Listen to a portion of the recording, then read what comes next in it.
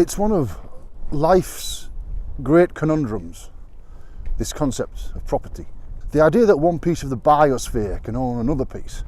The reality of the situation is none of us own anything at all.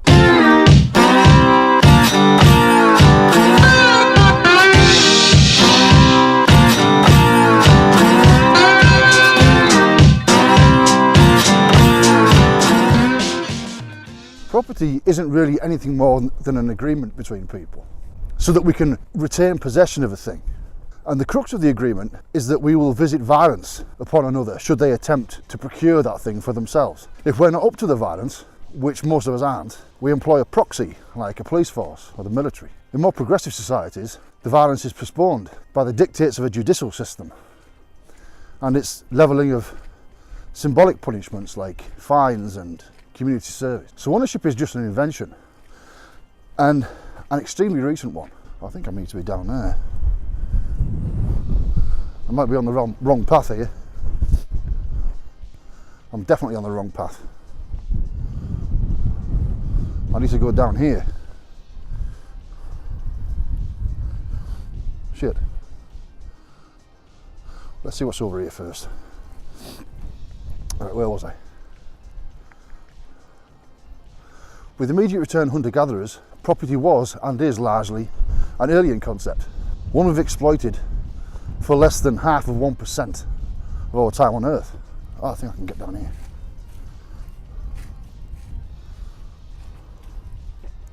And it's a concept I unconsciously shed somehow when I've been on the road a while. I think this also manifests in my broadening perspective and consequent increase in disdain for authority. As my perspective globalises, modern society appears increasingly juvenile. I'm definitely on the wrong bloody path.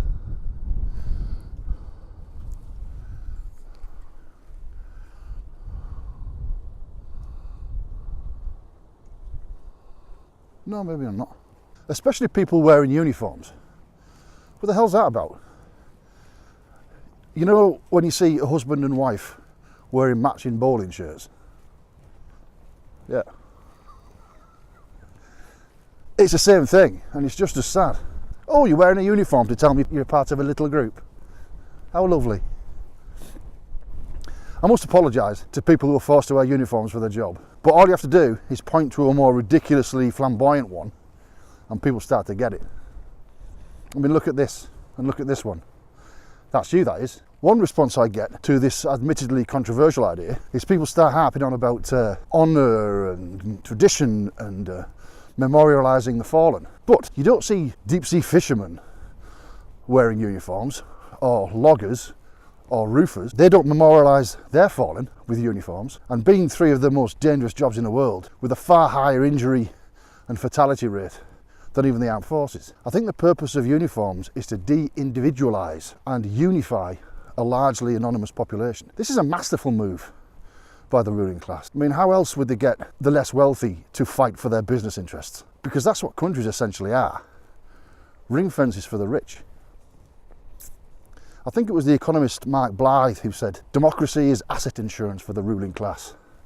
And I completely agree. They grant us the illusion of self-determination so we don't kill them. And we fall for it hook, line and sinker every time.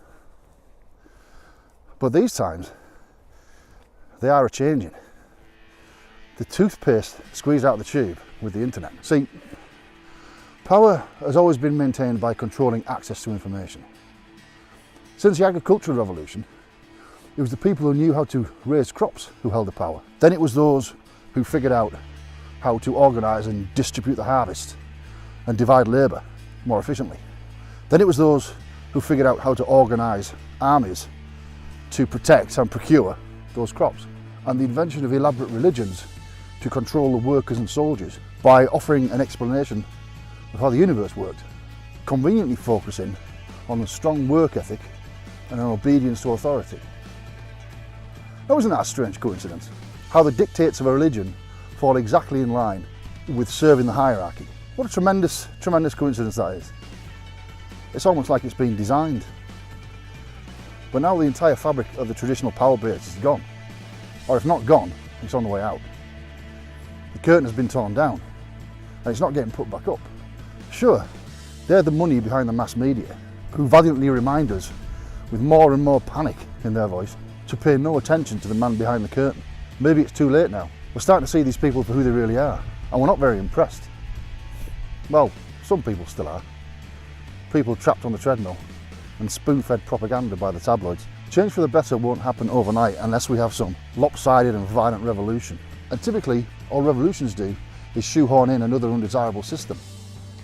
I don't think it's my generation who are going to change the world, because we're half in the old world and half out. You could say we're half-assed. Some of my friends aren't even on Facebook. Our parents can't change anything because they had no option but to fully buy into what they were told.